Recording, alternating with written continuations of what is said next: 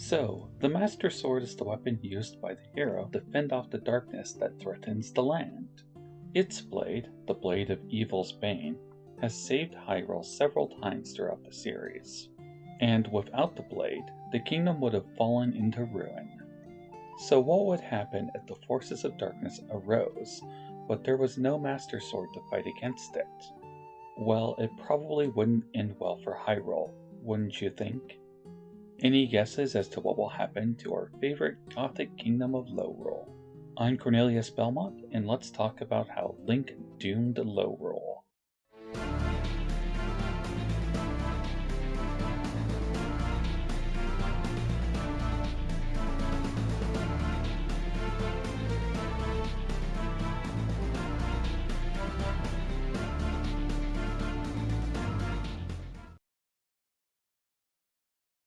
Alright, let's get a couple of things out of the way here first. When I'm talking about Lorule's Master Sword, I am not talking about the theory floating around about Demise's sword that we see in Skyward Sword. While the origins of Demise's sword is indeed interesting, it's not what I'm here to talk about today, though I may talk about it another time.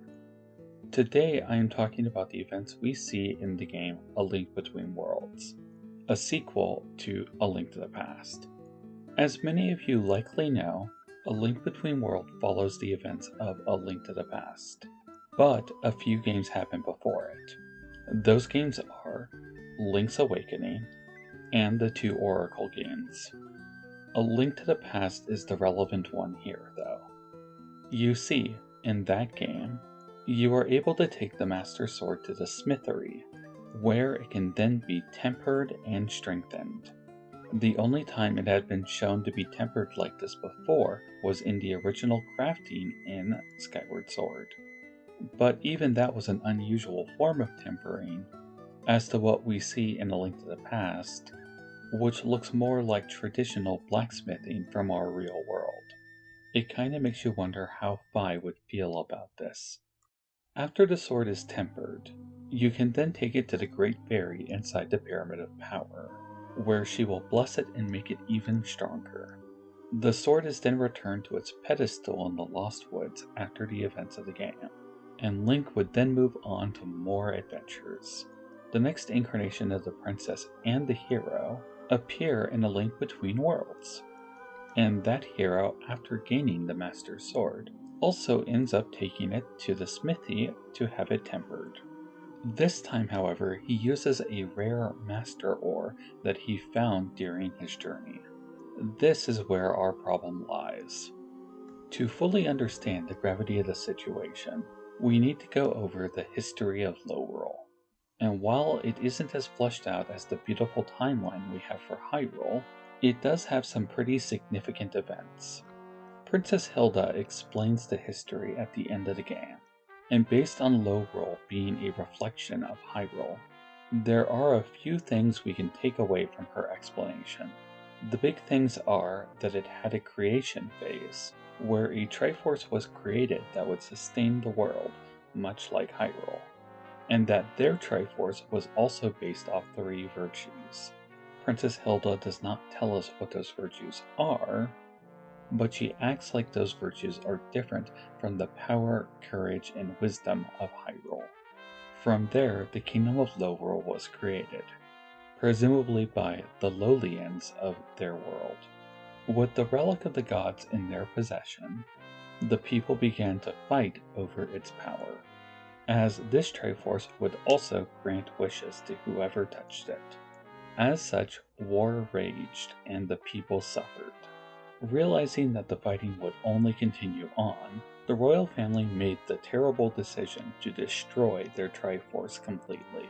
What they didn't know is that the relic was in fact the foundation of their world, and that once destroyed, their land would begin to decay and eventually reach the state that we see it in the game. It's also worth noting that while Lorule is clearly inspired by the dark world of Link to the Past, it is actually in a far worse state with a noticeable chasm running through the land itself, much like a festering wound. It actually reminds me of the chasm spoken about in Skyward Sword that the demons came from. But that is beside the point. Two pieces of Master Ore that Link finds throughout the game are both found hidden away in the palaces of Lorule. The description of the ore is simply, the blacksmith can use it to improve the Master Sword. That doesn't really explain anything about it, though. So here is my proposal. I believe this Master Ore is the metal that would have been used to make the Lorulean Master Sword, or possibly the melted down remains from the sword. After all, if they were fighting over their Triforce, they could have easily been fighting over their Master Sword as well. In either case, the ore was stored safely away in the various palaces around Lorule, and Link in his adventure stumbles upon reserves of it. He then uses them to power up the Hyrule Master Sword even more. Now, let's fast forward to the end of the game.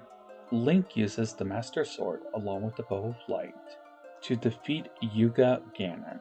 Afterwards, Zelda and Link manage to reclaim the Triforce of Wisdom and Power, and combined with Link's Triforce of Courage, the relic returns to its unified state in Hyrule's sacred realm. Princess Hilda, now having a change of heart, sends the two home willing to accept the fate of her kingdom. Link and Zelda then find themselves very sympathetic towards Hilda and her kingdom, and then decide to use a wish on their Triforce to restore Lorule's Triforce. And thus the game ends on a happy note. A happy note that would eventually lead to Hyrule's decline as the royal family begins to misuse the Triforce for their own prosperity. But that's not what I'm focusing on here today. What I'm focusing on is how Zelda and Link's actions have inadvertently doomed Lorule. You see, A Link Between Worlds plays very heavily off the idea that Lorule is a type of reflection of Hyrule, and thus it has existed for just as long. There are mere reflections of all the characters we see in Hyrule, the most obvious being Princess Hilda, a moody, more gothic version of Princess Zelda. Looking at where A Link Between Worlds takes place in Hyrule's timeline, though, you can clearly see that this game takes place during what you might call a late stage of Hyrule. The end of the game seems to imply that Hyrule's about to enter into a golden age, the very same golden age that would eventually lead to the tragedy preceding the very first Zelda game. The important part here is that much as Hyrule's had a long history, so too would Lorule. We don't know when in this timeline that Lorule would have destroyed its Triforce. We just know that it happened as a result of them fighting amongst themselves, perhaps in a type of civil war.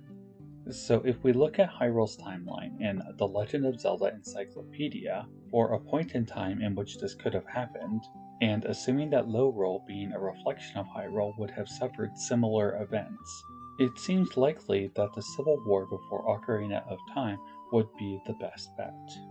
In order to end the war, it seems likely that the royal family would have offered to destroy the Triforce, and in doing so, return the Land of Peace. I am also running with the idea that the Master Sword would have been destroyed and turned into Master Ore around this time. Continuing to look back at the history of Hyrule, there have been many threats to the kingdom, but the Master Sword has not always been needed to fight against them. Pretty much the sword only seems to be needed when dealing with aspects of Demise's recurring hatred, that would later simply become known as Ganon. Lorule, however, may not have ever had a Ganon due to them destroying their Triforce, as it was the hunger for power from Hyrule's Triforce that tempted the Gerudo King Ganon into taking it. And so it's possible that without that event, Demise's hatred, or whatever fills Demise's role in Lorule, would have never manifested into a new form. It would, however, remain as a looming threat of something incarnating to fill the same role. And it is that entity that their Master Sword would be needed to fight against. And so a civil war happened, they destroyed their Triforce, and a time of peace happened until the land began to decay. Because there was nothing to fight over, Perhaps this entity has no need, desire, or opportunity to emerge once again. And so the kingdom continues to decay all the way to the point we see it in A Link Between Worlds. It is around this time that Yuga discovers inside of Lorule's sacred realm a crack leading to a parallel world named Hyrule. And in that parallel world, an intact Triforce. With this knowledge, him and Princess Hilda begin to hatch their plan to steal their Triforce in order to save their world. And thus Link engages in his fun world-traveling adventures, renting dungeon items, finding adorable little octopuses, and literally becoming graffiti. But at the end of the day, he manages to save both worlds, as him and Zelda restore Lorule's Triforce. It's too bad he didn't return that Master Ore along with it. Going forward, Lorule now has the means to prosper, but not the means to fight whatever dark entity will eventually show up to try and take their Triforce. And that, my friends, is why I say that Link has doomed Lorule. Still, I should bring up that there are a few potential outs to this situation. I'll quickly cover them before wrapping up. With Lorule's Triforce restored, and its poorly defined power of granting wishes, they could probably overcome this problem by wishing a new Master Sword into existence. At the very least, they could probably wish for more Master Ore. It's also possible, with Princess Hilda being aware of Hyrule's past, that she may preemptively use the Triforce in order to prevent the arrival of such a dark entity. And so, while I do stand by my claim that Link has doomed Lorule, they may not be completely out of options. Sadly, it seems unlikely as though Nintendo will ever touch on Lorule again, and so further speculation as to the fate of Lorule seems pointless. So there you have it. Link went into Lorule during A Link Between Worlds and used their Master Ore, the broken down remains of their Master Sword, to power up Hyrule's Master Sword. With this new weapon, he was able to rescue Princess Zelda, reclaiming all three pieces of the Triforce in the process. Upon returning to Hyrule, they used the power of that Triforce to restore Lorule's Triforce, allowing that world to once again prosper. However, without the Master Ore that Link took from them, they are unlikely to be able to defend themselves against whatever future dark force that comes looking to take that Triforce for itself. Thank you guys for watching the episode. This is a new channel and it will need all the support it can get, so please like and subscribe to help it grow. Going forward, my channel may not be focused entirely on Zelda theories, but considering it is one of my favorite franchises, it's likely to get a lot of the spotlight. In them, I tackle some interesting theories that I've never seen other YouTubers talk about. Feel free to leave your comments below regarding the video, and I will make sure to try to answer them. I welcome all feedback, though I request you keep it constructive. Thanks again for watching. This is Cornelius Belmont signing off.